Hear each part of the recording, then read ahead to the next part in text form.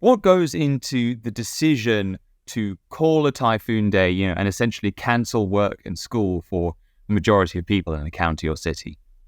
Well, the mayor has to consider or weigh up whether or not the typhoon is strong enough or dangerous enough that it will potentially cause loss of life or injuries to the public, and then weigh that against the economic and school curriculum disadvantages that comes with it. For example, factories might miss major orders overseas, miss the deadlines, and then incur various costs or fines or fees as a result of that.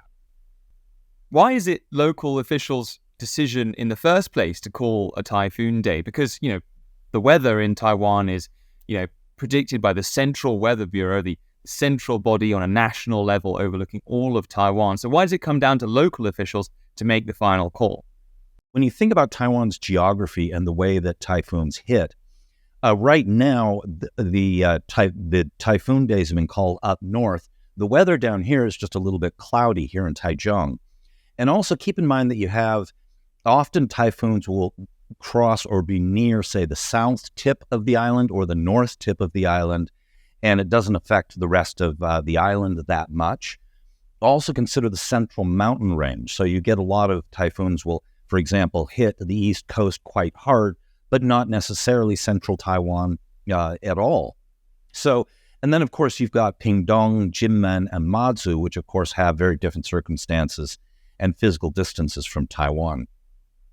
Moving from the local level to the national level, how have, the most serious typhoons impacted Taiwan's national politics? Well, for example, there was Typhoon Morakot, which was not actually that strong. There was not much damage expected to happen. But of course, what ended up happening in that case is that there was severe flooding that washed away villages down south.